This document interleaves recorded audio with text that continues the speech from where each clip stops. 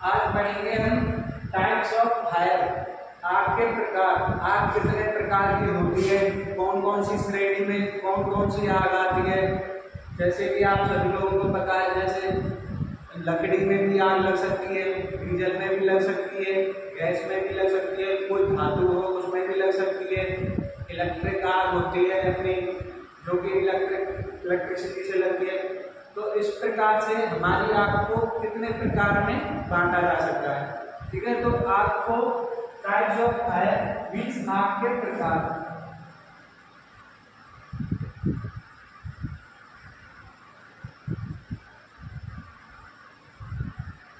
हम इसको 5 श्रेणी में बांट सकते हैं। हम आग को कितनी श्रेणियों में बांट सकते हैं? 5 श्रेणियों में। ए श्रेणी की आग, बी श्रेणी की आग, सी श्रेणी की आग, डी श्रेणी की आग और ई श्रेणी की आग। इसके अतिरिक्त एक और होती है अपने पास के या एफ क्लास की आग। ठीक है, उसके बारे में बताएंगे। सबसे पहले स्टार्ट करते हैं ए श्रेणी की आग।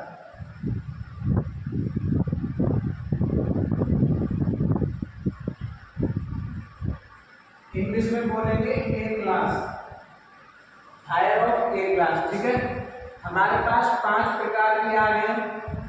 ए श्रेणी की आग इंग्लिश में बोलेंगे फायर ऑफ ए क्लास। तो ए श्रेणी की आग में कौन सी आग आती है? इसके अंतर्गत कोई भी ठोस पदार्थ की आग आती है। ए श्रेणी के अंतर्गत क्या आएगी? कोई भी ठोस पदार्थ की आग, जैसे लकड़ी हो गई, कोयला हो गया, अपना पेपर हो गया, इन सभी की जो स्क्रैप वगैरह होते हैं। ठीक है, तो ए श्रेणी की आग में आएगी। इसके अंतर्गत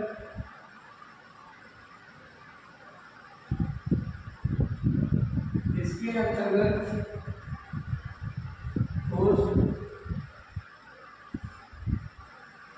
पदार्थों की आग आती है, जैसे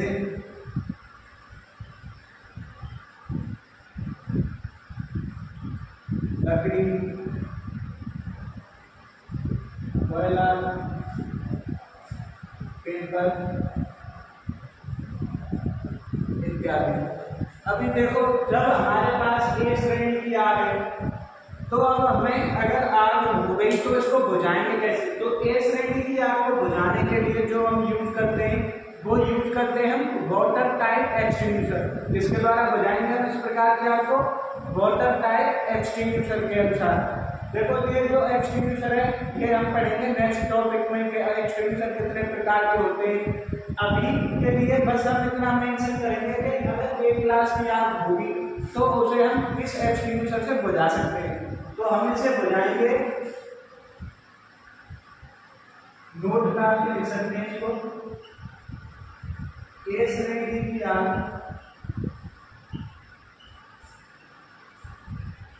को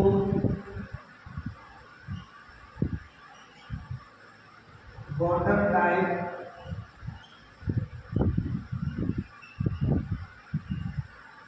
एक्सटिंग्विशर से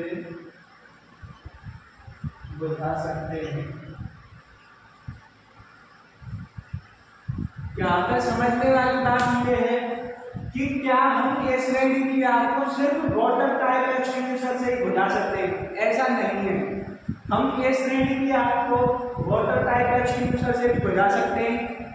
एक फोम टाइप एक्सटिंग्विशर होता है, उससे भी बुझा सकते हैं। एक पाउडर में एक्सटिंग्विशर आता है ABC टाइप का, जिसका मीनिंग होता है वो ए क्लास की आग को भी बुझा सकता है, बी क्लास की आग को भी बुझा सकता है, सी क्लास की आग को भी बुझा सकता है।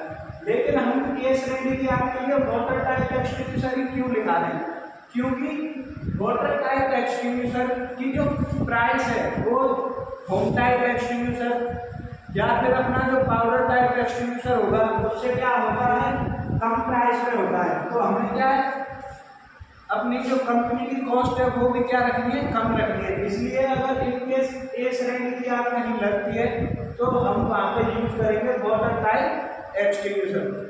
आगे बात करते हैं बी श्रेणी की आग। तो बी श्रेणी की आग में क्या होता है? बी श्रेणी की आग होती है तरल पदार्थों की आग। तरल पदार्थ जैसे पेट्रोल हो गया, डीजल हो गया, अपना केरोसिन हो गया। तो जितने भी तरल पदार्थों की आग है उन्हें हम किस में कंसीडर करेंगे? बी श्रेणी की आग में। ठीक है, तो बी श्रेणी की आग में होगी तरल पदार्थों की आग। तरल पदार्थ में जैसे डीजल, पेट्रोल, केरोसिन। तो बी श्रेणी की आग में तरल पदार्थों की आग, और इसको बुझाने के लिए हम यूज करते हैं होम टाइप एक्सटिंग्विशर का। अभी एक्सटिंग्विशर के बारे में नेक्स्ट टॉपिक में पढ़ाएंगे। बस अभी आप लोगों को इतना ध्यान रखना है कि ए श्रेणी की आग को कौन से एक्सटिंग्विशर से बुझाते हैं, बी श्रेणी की आग को हम कौन से एक्सटिंग्विशर से बुझाएंगे। तो बी श्रेणी की आग इसके अंतर्गत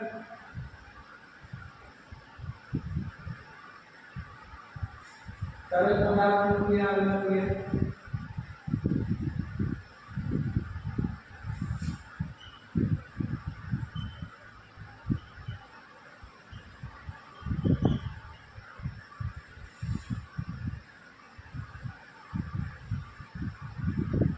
तरल पदार्थ जैसे diesel, petrol, kerosene.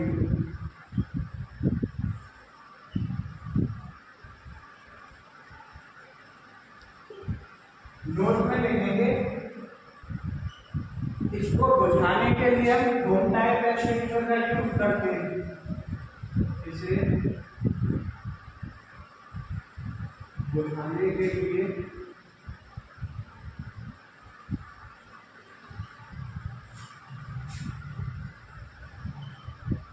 Home type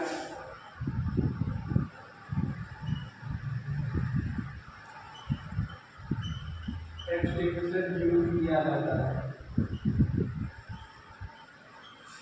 next आग है हमारी सी श्रेणी की आग या सी क्लास ऑफ फायर।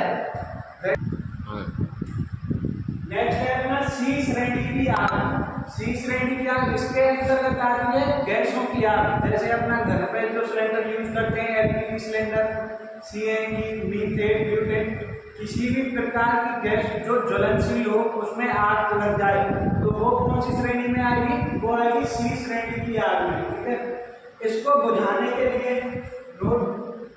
अगर सी श्रेणी की आग है तो उसको बुझाने के लिए हम क्या क्या यूज कर सकते हैं? तो सी श्रेणी की आग को बुझाने के लिए हम CO2 टाइप एक्सटिंग्विशर या पाउडर टाइप एक्सटिंग्विशर या क्लीन एजेंट एक्सटिंग्विशर का हम यूज कर सकते हैं। तो आप मोस्टली लिखेंगे CO2 टाइप एक्सटिंग्विशर और powder type extinguisher.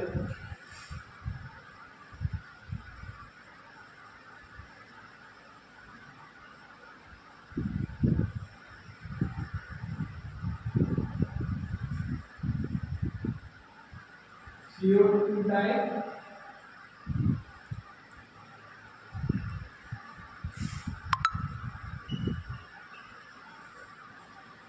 And powder type extinguisher use करते हैं।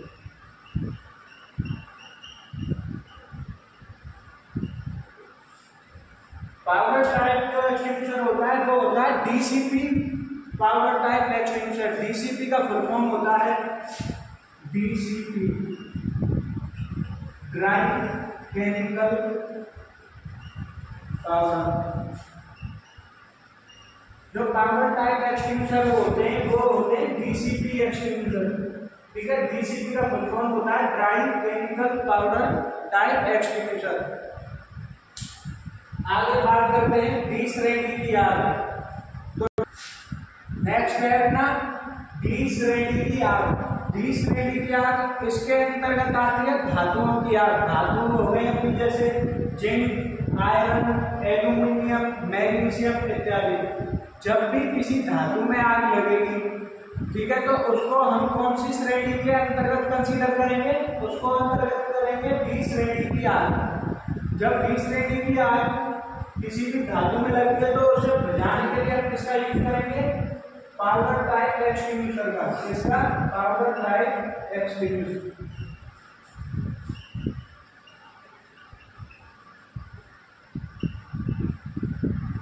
बी प्रकार की आग के लिए हम यूज करते हैं पाउडर टाइप एक्सटिंग्विशर। ठीक है, इसके बाद आएगी ई श्रेणी की आग। नेक्स्ट है ई श्रेणी की आग। ई श्रेणी की आग, ई से इलेक्ट्रिक, याद रखना ई से इलेक्ट्रिक। ई श्रेणी की आग में आती है इलेक्ट्रिक वस्तुओं की आग, चाहे वो इलेक्ट्रिक पैनल हो, पंखा हो, सर्वर रूम हो, ठीक है, ये सभी किस में आएंगे? इलेक्ट्रिक आग में। और ये इलेक्ट्रिक आग को हम रखेंगे ई श्रेणी की आग में। इसको बुझाने के लिए हम यूज करेंगे CO2 type extinguisher, CO2 type extinguisher या क्लीन एजेंट एक्सटिंग्विशर, या clean agent extinguisher.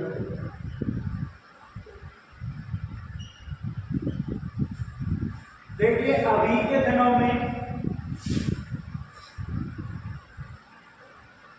Note number 2, सी श्रेणी की आग और ई श्रेणी की आग को हम सी श्रेणी में भी कंसीडर कर सकते हैं। सी श्रेणी की आग, सी श्रेणी की आग में ही इलेक्ट्रिक आग को, इलेक्ट्रिक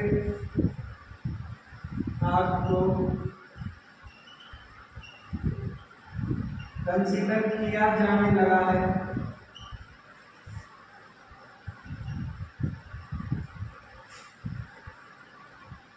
देखिए हमने पहले पढ़ाया कि सी श्रेणी की आग में आती है गैसीय आग, लेकिन हम यहाँ पे बोल रहे हैं कि सी श्रेणी की आग में ही इलेक्ट्रिक आग को कंसीडर किया जाने लगा है।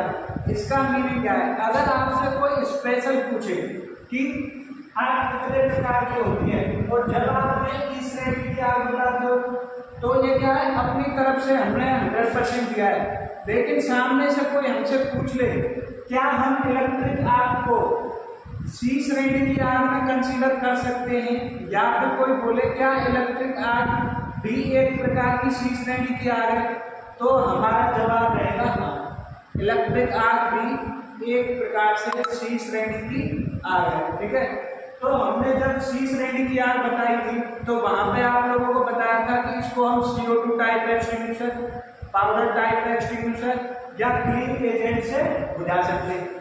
यही हमने यहाँ पे दिखाया है, इलेक्ट्रिक आग के लिए CO2 टाइप एक्सटिंग्विशर या क्लीन एजेंट एक्सटिंग्विशर यूज कर सकते हैं। क्लियर है? इसके अलावा अतिरिक्त अगर आपसे कोई पूछ ले कि किचन की जो आग है उसको किस में कंसीडर करते हैं, तो किचन की जो आग है उसे हम K श्रेणी या F श्रेणी में कंसीडर करते हैं। मैं प्रेफर करूंगा कि आप लोग उसे K श्रेणी में रखें। नेक्स्ट है अपना K श्रेणी की आग, इसको हम F श्रेणी की आग भी बोलते हैं। तो K या F, क्या ध्यान रखना है? K या F श्रेणी की जो आग है वो सेम है, या हम कहें कि जो किचन की आग होती है वही K टाइप की आग होती है और वही F टाइप की आग होती है। ठीक है, इसको बुझाने के लिए हम यूज करेंगे वेट केमिकल एक्सटिंग्विशर का।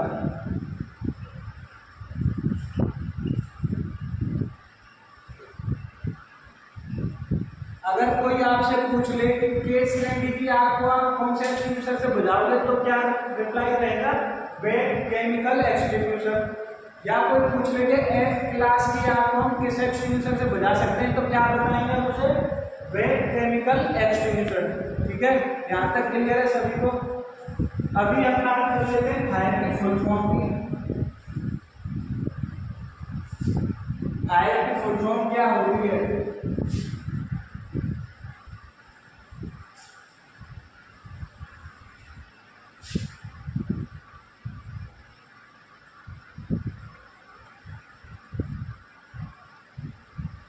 F से फाइंड, I से इंफॉर्मेशन, R से रेस्ट्रिक्ट और E से एक्सटिंग्विश। देखो जैसा कि हम सभी को पता है कि आग का मीनिंग होता है फायर या फिर फायर का मीनिंग होता है आग। अब फायर की फुल फॉर्म क्या होती है? F से होता है फाइंड, I से होगा इंफॉर्मेशन, R से होगा रेस्ट्रिक्ट और E गलती से होगा एक्सटिंग्विश। अभी देखो ये काम कैसे करेगी, फाइंड मीन्स पता लगाना, इंफॉर्मेशन सूचना देना, रेस्ट्रिक्ट रोकना, एक्सटिंग्विश बुझाना। इमेजिन करिए आप लोग जहाँ पे काम करते हैं वो कोई कंपनी हो सकती है, कोई प्लांट है, कोई हॉस्पिटल है, कोई मॉल है, XYZ, कोई भी बिल्डिंग है, ठीक है। और उस बिल्डिंग को जोनों में बांटा गया है। मान के चलिए हमारे पास 4 जोन है, 1, 2, 3 और 4। और ये हमारी एक कंपनी है जो कि 4 जोनों में बांटी गई है, 1, 2, 3 और 4। मान के चलिए चौथे जोन में आग लगती है, तो किसी भी फायरमैन या सेफ्टी ऑफिसर का जो काम रहेगा वो सबसे पहले क्या रहेगा, फाइंड पता लगाना कि आग किस जोन में लगी है। हम कैसे काम करेंगे, सबसे पहले फाइंड करेंगे कि किस जोन में आग लगी है। माना कि जोन में आग लगी हुई है, तो ये हमने क्या कर लिया, पता कर लिया। इसके बाद हमारे और भी डिपार्टमेंट होते हैं कंपनी में, अगर लेके चले मान के चलो मोल्डिंग डिपार्टमेंट है, HR डिपार्टमेंट है, मेंटेनेंस का डिपार्टमेंट है, सेफ्टी का है, क्वालिटी का है, प्रोडक्शन का है, ठीक है। मान के चलते ये चौथा डिपार्टमेंट है अपना किसका, प्रोडक्शन का। प्रोडक्शन में आग लगी हुई है, तो हमें ये इंश्योर करना है कि बाकी के जो 3 जोन है जहाँ पे हमारे अलग अलग डिपार्टमेंट होंगे उन तक ये सूचना पहुँचाई जाए कि भाई हमारे चौथे जोन में क्या हुई है, इमरजेंसी हुई है। तो इस स्थिति में हमको क्या करना है, अपने जोन से निकलकर एक असेंबली पॉइंट होता है, वहां पे जाके हमको क्या होना है, इकट्ठा होना है सभी को। असेंबली पॉइंट किसी भी कंपनी या फिर किसी भी भवन परिसर में ऐसा स्थान होता है जो डिजाइन किया जाता है वहाँ के मेंटेनेंस मैनेजर या सेफ्टी मैनेजर के द्वारा कि यहाँ पर जो रिस्क है,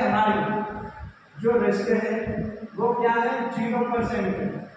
असेंबली पॉइंट का मीनिंग क्या होता है कि किसी भी भवन या इमारत में जहाँ पर रिस्क 0% हो वो क्या है, हमारा असेंबली पॉइंट। ये एक एरिया डिफाइन किया जाता है जब भी किसी भवन, इमारत या किसी कंपनी का निर्माण किया जाता है। ये होता इसलिए जब भी कभी कंपनी में इमरजेंसी होगी तो सारे जो वर्कर हैं वहाँ के कहाँ आके मिलेंगे, हमें असेंबली पॉइंट पे आके मिलेंगे, जिससे हम पता कर सकें कि मान के चलो हमारी A शिफ्ट चल रही है और A शिफ्ट में टोटल जो मेन पावर है हमारी 100 है। टोटल मेन पावर क्या है हमारी 100।